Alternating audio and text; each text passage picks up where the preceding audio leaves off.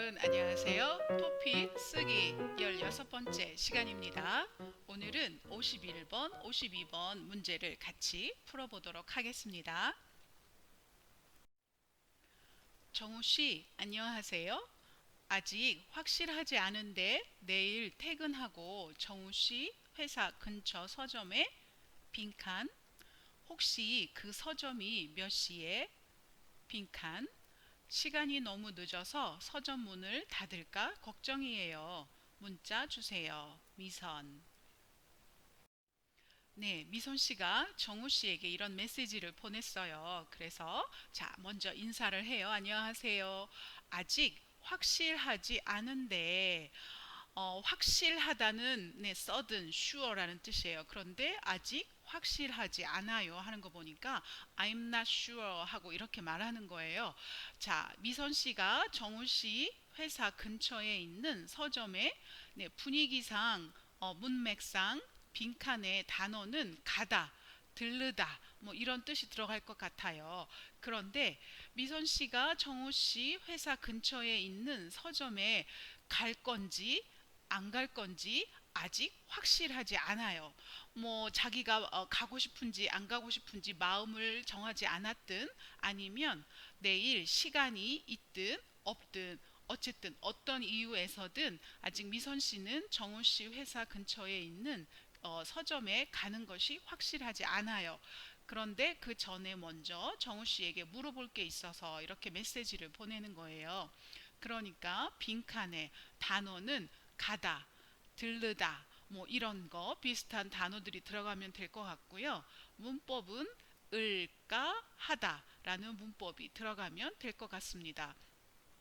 왜냐하면 위에 아직 확실하지 않은데 나 아직 결정하지 않았어요. 나 아직 떻게 될지 몰라요 라는 이 말을 넣은 거 보니까 그럴 때 확실하지 않을 때 우리가 사용하는 문법이 을까 하다라는 문법이에요.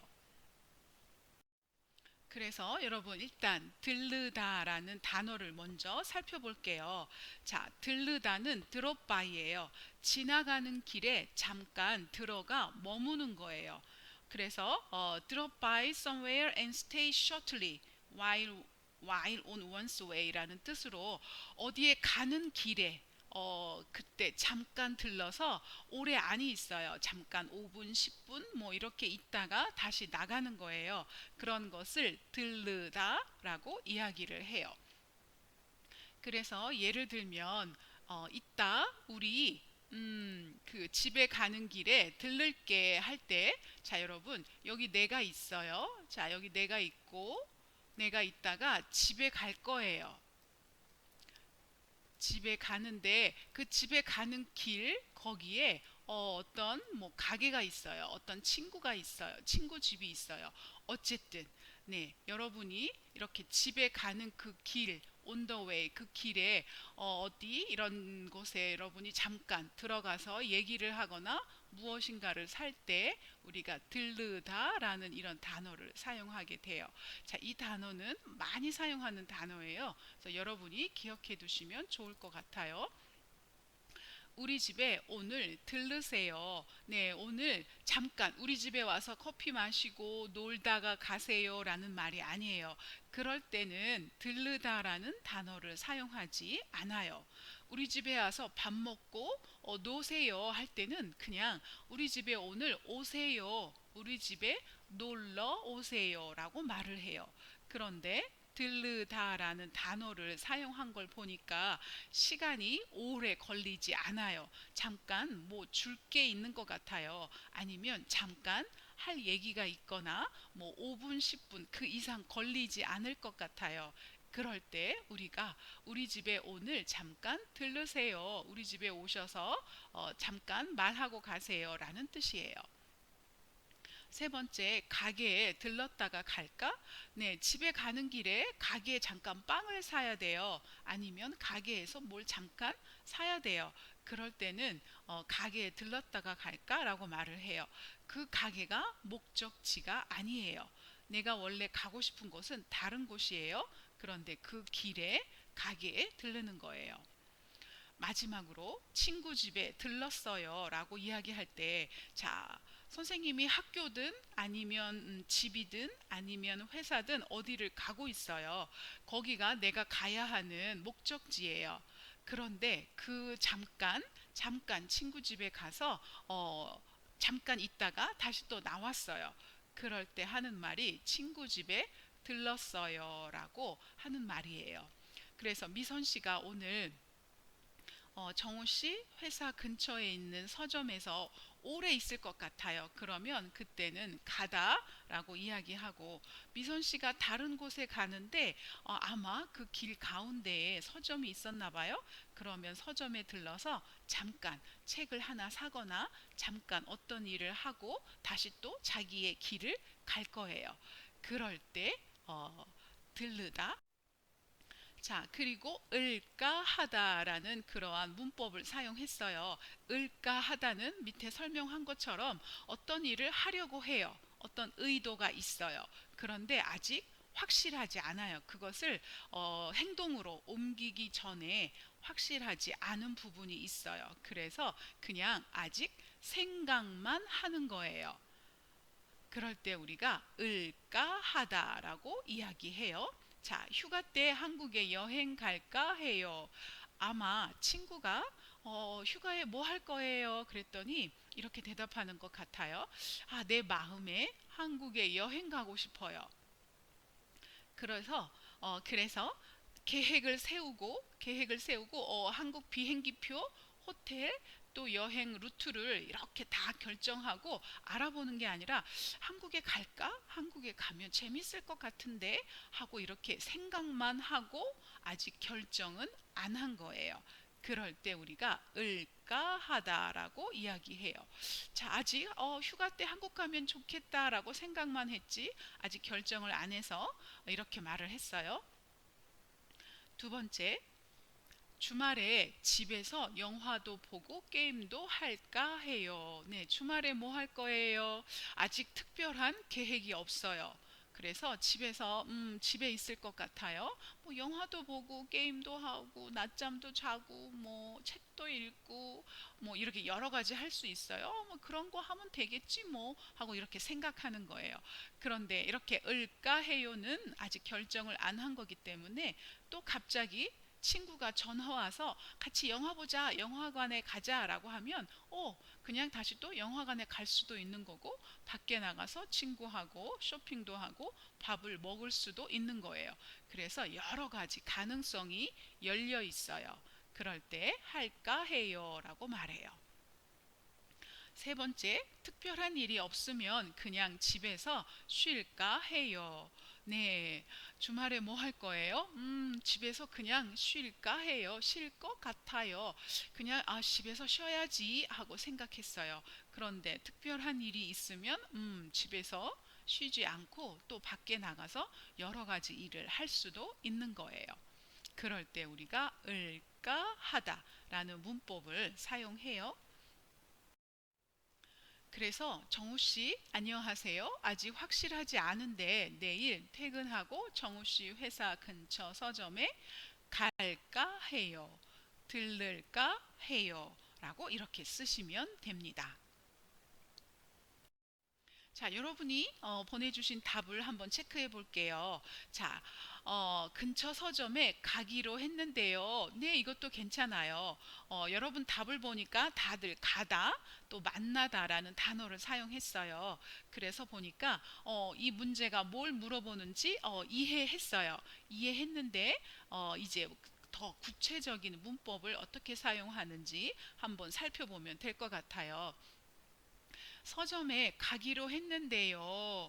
네, 이것도 괜찮아요. 이것도 많이 틀리지는 않아요. 그런데 뭐뭐기로 하다는 내가 계획이 있어요. 내가 그렇게 할 계획이 있고 그렇게 할 거예요. 이미 거의 결정을 한 상태예요. 그런데 위에 그 질문에 아직 확실하지 않은데라고 말을 했어요. 그래서 가기로 했는데 하고 아직 확실하지 않은데 하고는 조금 어울리지 않아요. 확실하지 않다라는 말은 아직 생각만 하고 결정을 못했어요. 계획을 못했어요. 라는 뜻인데, 가기로 했어요는 계획이 있고 결정을 했다는 뜻이거든요. 그래서 가기로 했는데요. 라고는 정확하게, 이거예요. 라고 말하기는 조금 어려워요. 자, 또 두 번째 한번 볼까요? 가려고 해요. 이것도 매려고 해요. 이것도 intention, 나의 의도예요. 그래서 이것도 괜찮아요. 아직 확실하지 않은데 서점에 가려고 해요. 서점에 갈 거예요. 하고 이렇게 나의 생각들을 표현해 주는 것들이 있어요. 마지막으로 만납시다. 네, 뭐 정우 씨, 제가 회사 근처 서점에 갈 건데 우리 서점에서 만납시다.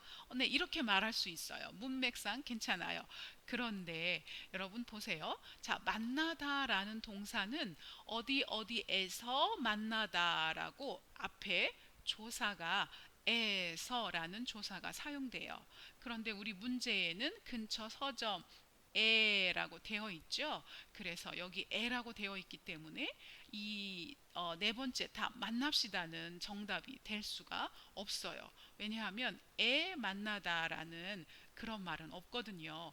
그러니까 여러분 단어를 외우실 때 앞에 어떤 조사하고 어울리는지 그것도 생각하셔야 돼요.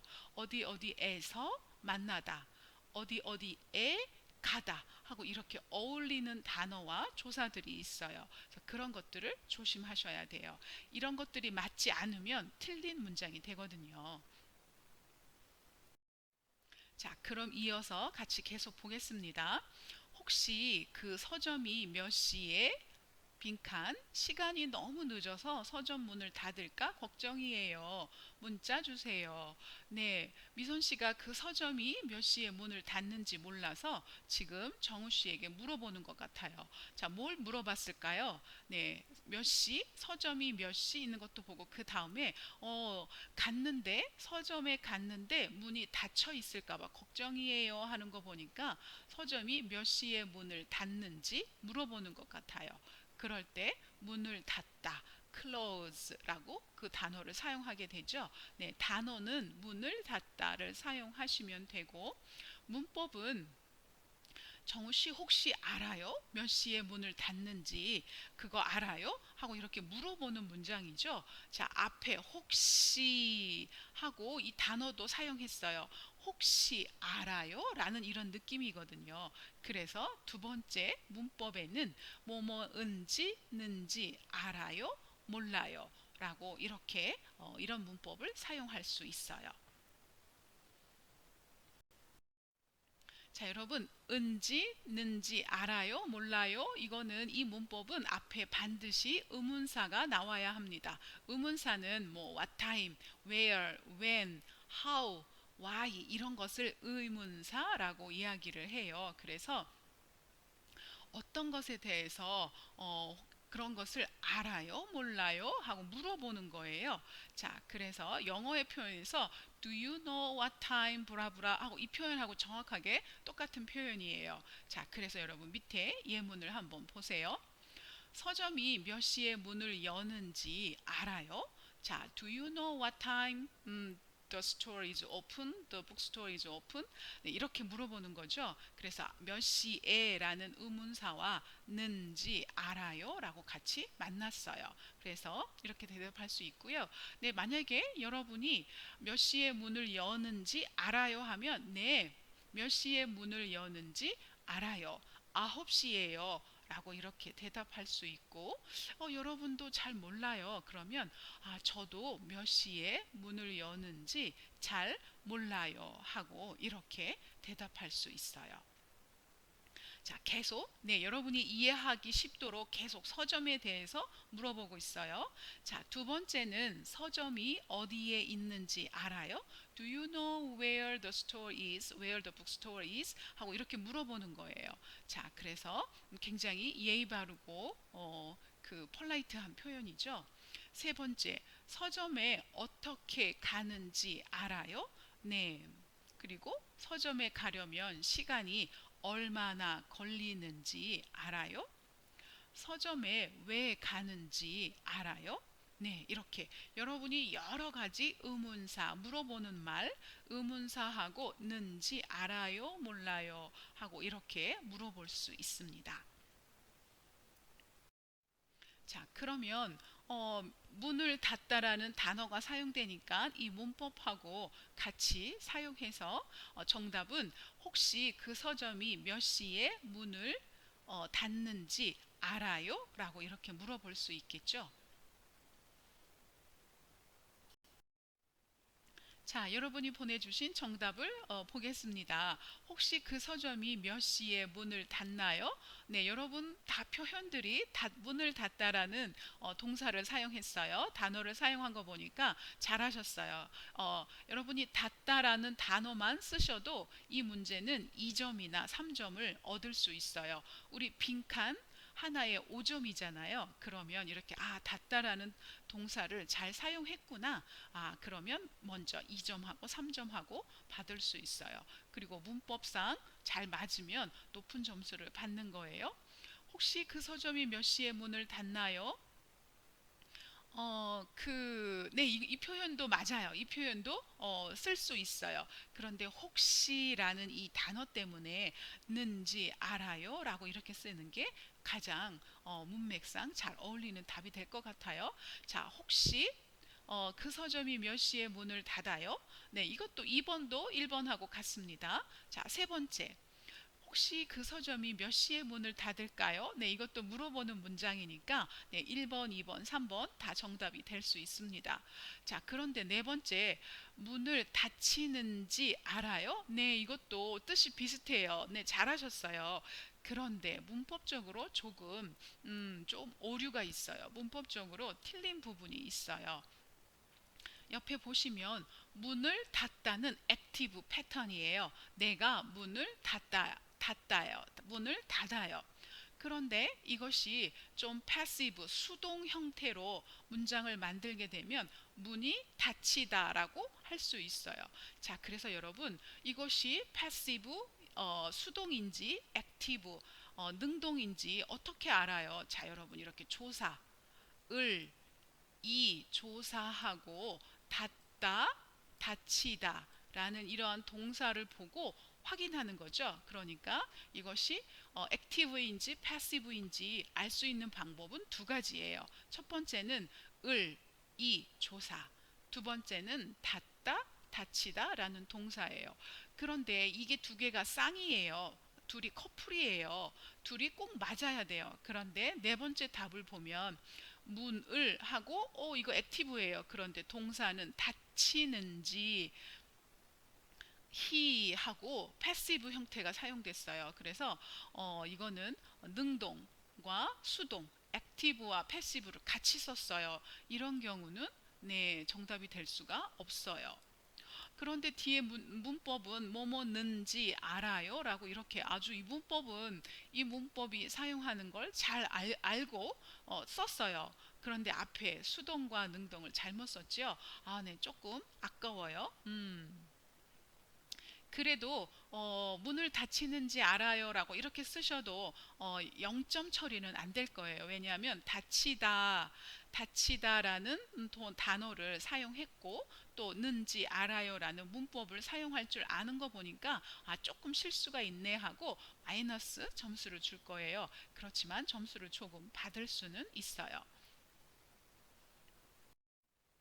자, 그럼 이제 52번 문제를 같이 한번 살펴보겠습니다. 어린 나이에 시작하는 외국어 교육의 학습 효과가 크지 않을 뿐 아니라 빈칸 그 중에서도 모국어의 능력이 저하되는 것이 가장 큰 부작용이라고 한다. 이는 모국어가 큰 폭으로 발달하는 만 2세에서 10세 사이에 외국어를 접하게 되면 그 나이에 익혀야 하는 모국어의 어휘와 문장 수준이 떨어지기 때문이다. 따라서 외국어 학습 이전에 먼저 빈칸. 자, 여러분 같이 문제를 한번 살펴볼까요? 자, 어린 나이에 시작하는 네, 나이가 어렸을 때 외국어 공부를 시작하나 봐요. 그런데 그 나이가 몇 살일까요? 네, 문장 뒤에 보니까 2살에서 10살 사이에 어린이들이, 아기들이 외국어를 막 공부하는 거예요. 그런데 사람들은 외국어를 어린 나이에 공부할수록 더 잘할 거라고 생각하는데, 그래서 외국어 공부를 일찍 시작해요. 한국에서도 영어 유치원이 요즘에 아주 인기가 많아요.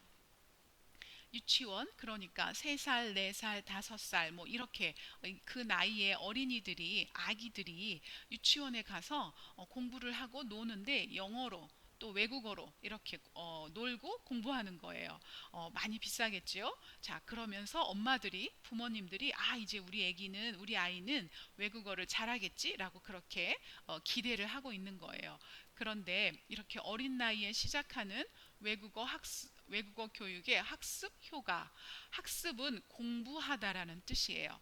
공부의 어려운 단어를 학습이라고 하고, 효과는 effect라고 해서, 네, 공부를 했으면 많이 알아요. 그런데 잘 몰라요 하고, 효과가 크지 않다, 떨어지다라고 말을 하는 거예요.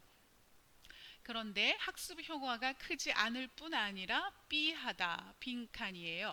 여러분, 뭐뭐을 뿐만 아니라 또 뭐하다 할 때 영어 표현에 not only A but also B라는 그런 문법이 사용된 거예요. 자, 그러면 여러분, 위에 크지 않을 뿐 아니라 효과가 크지 않다 하니까 A가 좀 안 좋은 뜻의 단어가 사용됐으면 B도 좀 안 좋은 뜻의 단어가 사용되는 거예요. 아, 그러면 첫 번째 빈칸에는 뭔가 좀 안 좋은 말이 들어가겠구나 라고 생각하시면 돼요. 자, 그 중에서도 뭐가 또 나와요? 모국어의 능력. 자, 모국어 하면 머더텅 해서 여러분들이 태어나서 처음 배우게 되는 그 언어를 모국어라고 이야기를 해요. 이때 모는 어머니란 뜻이에요. 국은 나라, 어머니 나라, 나의 우리나라 말이란 뜻이죠. 그러면 그 우리나라 말의 능력이 저하된다. 네, 저하는 떨어지다라는 뜻이에요. 그 나이에 아이들이 말을 잘하는데 말을 잘 못해요. 능력이 떨어져요. 말하는 그 능력이, 실력이 떨어져요라는 말을 어려운 단어로 저하되다라고 말을 한 거예요.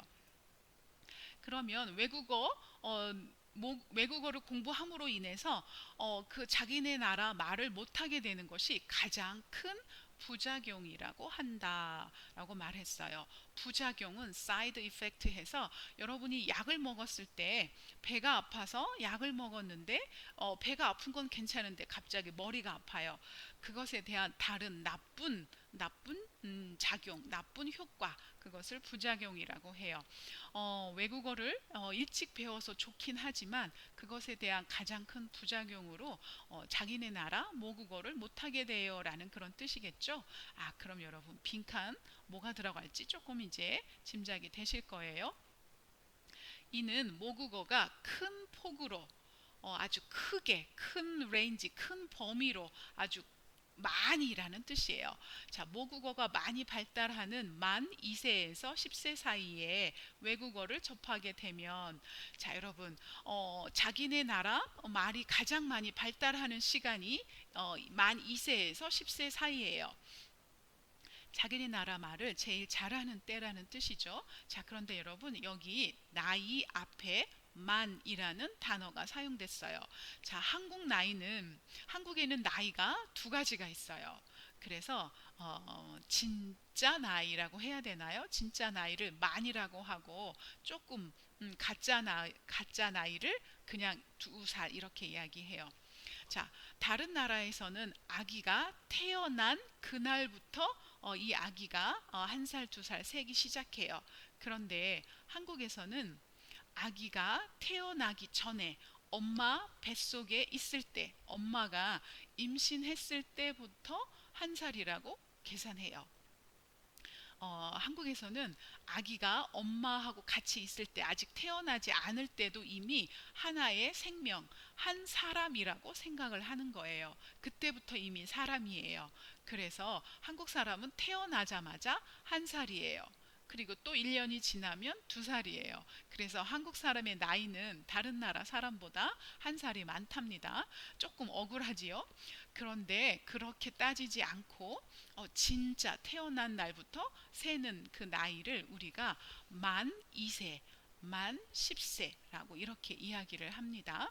그래서 한국 사람들도 서로 만나서 혹시 몇 살이에요? 라고 할 때, 저 20살이에요. 20 years old, 20살이에요. 라고 할 때, 그게 진짜 나이인지, 가짜 나이인지 몰라서 한국 사람들도 만으로 20살이에요? 그냥 20살이에요? 하고 이렇게 물어본답니다. 그럴 때 만으로 20살이에요. 그러면 저하고 동갑이네요. 라고 이렇게 이야기를 해요. 그러면 만 진짜 나이인 그 2살부터 10살 사이에서 외국어를 접하게 되면 접하다라는 말은 만나다라는 뜻이에요. 그때 나이에 아이들이 외국어를 공부하게 되면 그 나이에 익히다, 그 나이에 공부해야 하는 모국어의 어휘, 단어와 문장, 센텐스 수준이 떨어지게 돼요. 저하돼요.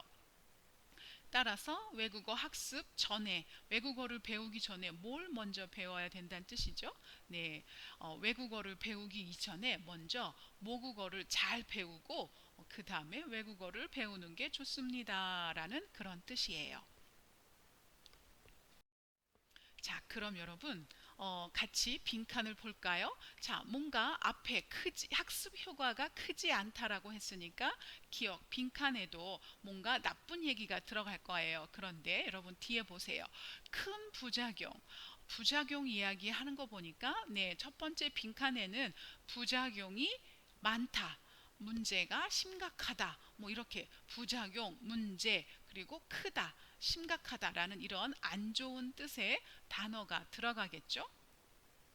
그 다음 문법으로는 not only A but also B 했으니까 네, B 하다, B 하다라는 말을 쓰면 되는데 자, 이것은 들은 말이에요. 내가 직접 연구하고 내가 발견한 사실이 아니라 다른 사람이 연구하고 다른 사람이 공부한 것을 내가 듣고 이야기하는 것이기 때문에 뭐뭐 다고 하다라는 이런 간접 인용문을 사용하셔야 돼요. 자, 여러분, 을 뿐만 아니라 A일 뿐만 아니라 B라는 문법을 잠깐 보시면 앞에 주어, subject는 same subject예요. 그 다음에 이 주어에 대해서 설명하는 게 A, B예요. 그러면 여러분, 첫 번째 문장을 보세요. 미나는 예쁠 뿐만 아니라 성격도 착하다. 네, 예쁘다. 누가 예뻐요? 미나. 성격이 착해요. 누가? 미나. 이렇다는 뜻이에요. 그런데 여기다가 주어가 두 개가 오면 안 돼요. 미나는 예쁠 뿐만 아니라 선생님은 성격도 착하다. 미나와 선생님 두 사람을 쓰면 안 돼요. 주어는 반드시 하나여야 돼요. 그리고 여러분 앞에 A가 좋은 말이에요. 그러면 뒤에 B도 좋은 말을 사용하세요. A가 나쁜 말이면 네, B도 나쁜 말을 사용하셔야 돼요.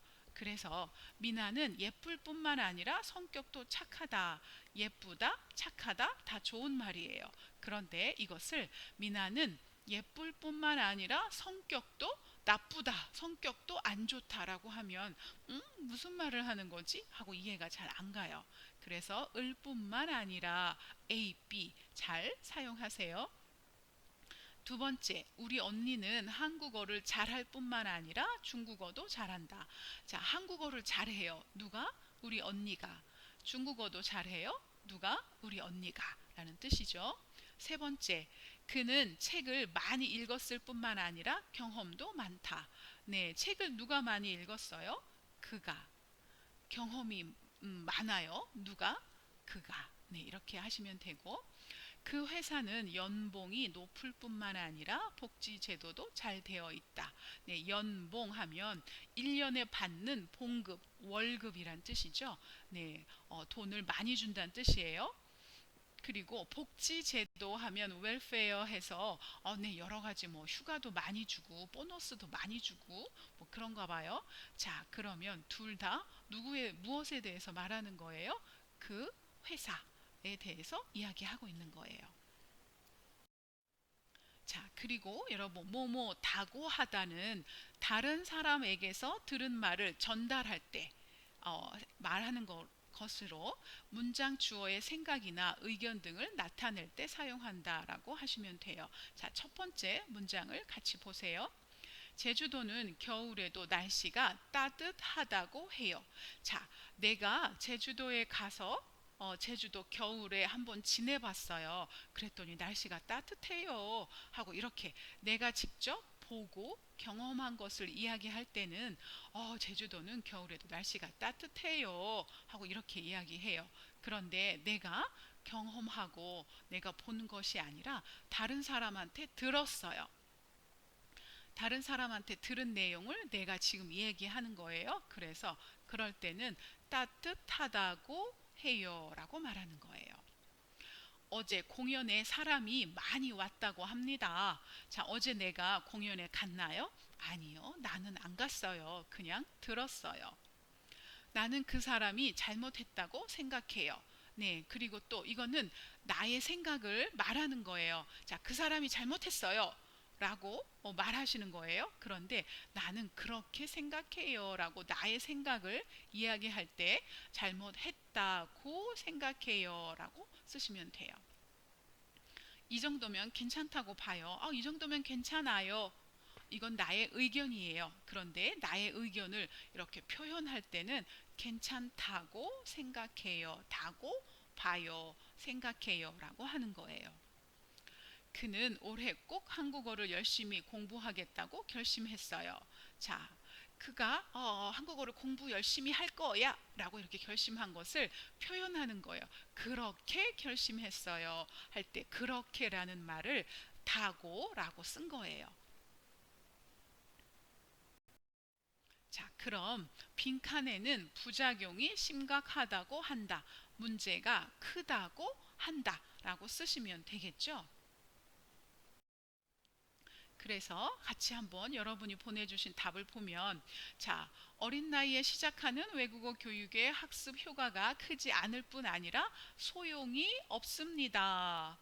네, 뭔가 좀 부정적인, 네거티브한 이야기를 쓰셨어요. 소용이 없습니다. 네, 이것도 좋아요. 그런데 이것도 아까 말씀드렸던 것처럼 내가 직접 발견한 사실이 아니잖아요. 그래서 이럴 경우에는 어, 소용이 없다고 합니다. 라고 쓰시는 게 좋아요. 그런데 뒤에 그 문장, 그 빈칸 다음에 큰 부작용 이라는 단어를 사용했기 때문에 앞에도 소용이 없고 부작용이고 문제가 크고 이런 단어들을 사용하시는 게 좋아요. 두 번째, 네, 효과가 크지 않을 뿐 아니라 공부를 잘한다. 이거는 아까 말씀드렸죠. A, not only A but also B 할 때 A와 B는 같아야 돼요. 좋은 말, 좋은 말, 나쁜 말, 나쁜 말. 그런데 이 문장에서는 학습 효과가 크지 않다라는 나쁜 말인데 공부를 잘한다라고 쓰시면 네, 이거는 좋은 말이죠. 이거는 문법적으로도 틀리고 단어 사용에서도 조금 좀 안 좋은 그런 경우인 것 같아요. 자, 세 번째, 부작용을 발생하는 가능성이 높아지다. 네, 뭔가 부작용이 발생할 가능성이 높아요 하고 뭔가 좀 안 좋은 이야기를 썼어요. 또 부작용이라는 단어도 썼어요. 네, 참 좋았어요. 단어를 참 좋았는데, 네, 여기도 잠깐 보세요. 부작용이 발생하다. 부작용을 발생시키다. 여기도 액티브, 패시브, 능동, 수동이 이 발생하다, 을 발생시키다라는 이 능동과 수동의 사용을 잘못 사용하셨어요. 그래서 이 경우에는 부작용을 발생하는 이렇게 하시면 안 되고 부작용이 발생하는 가능성이 높다고 한다, 뭐뭐다고 한다라고 이렇게 쓰시는 게 좋아요.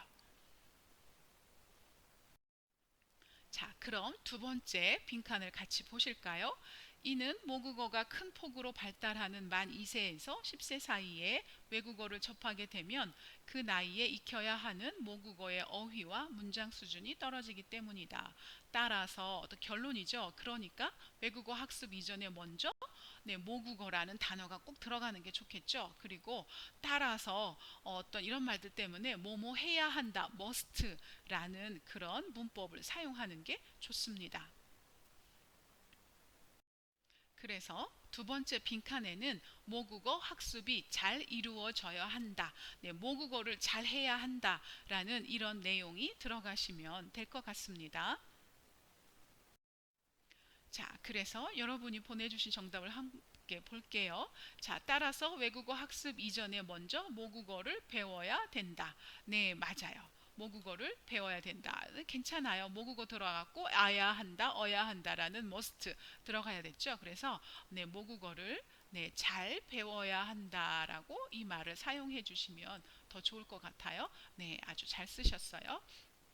두 번째, 모국어를 잘 할 수 있도록 해야 한다. 네, 이것도 모국어 해야 한다라는 must 들어갔고, 네, 그 모국어를 잘 해야 하는 그 사실을 먼저 이야기했어요. 잘하셨어요. 자, 세 번째는 모국어에 익혀야 한다. 네, 모국어를 익혀야 한다. 모국어에 익숙해지도록 해야 한다. 네, 이렇게 모국어를 네, 이렇게 조사 사용하는 것에 있어서 조금 조심 하시는 게 좋을 것 같아요. 자, 어디에 익숙해지다, 익숙하다, 네, 아니 익히다, 네, 익히다라는 단어는 앞에 를이 올 수밖에 없어요. 무엇을 공부하다라고 하지 무엇에 공부하다라고 말하지는 않아요. 그러니까 익히다는 앞에 목적어가 필요한 동사구나라고 생각하셔야 돼요. 그래서 모국어를 익혀야 한다라고 이렇게 쓰시거나, 자, 모국어에라는 에라는 조사를 쓰고 싶으면 어디에 익숙해지다라는 이 단어를 사용하시는 게 좋아요. 그래서 조사, 네, 단어마다 사용되는 조사가 조금씩 달라요. 그래서 그 부분들을 유념하시고 사용하시면 좋을 것 같습니다. 자, 여러분, 이제 51번 숙제입니다. 재훈 씨, 안녕하세요. 그동안 잘 지냈어요? 이곳은 이제 여름이 되었어요.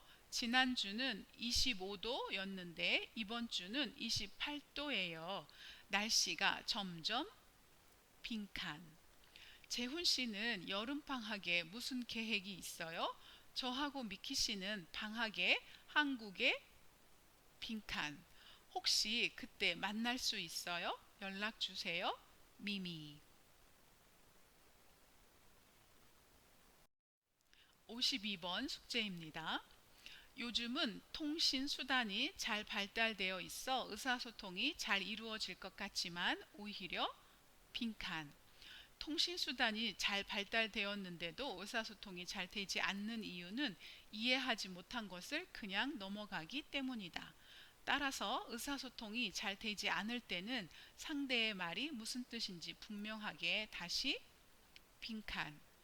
이해하지 못한 말을 아는 척하고 넘어가기보다는 질문을 통해서 의사소통을 원활하게 하는 것이 더 바람직하다.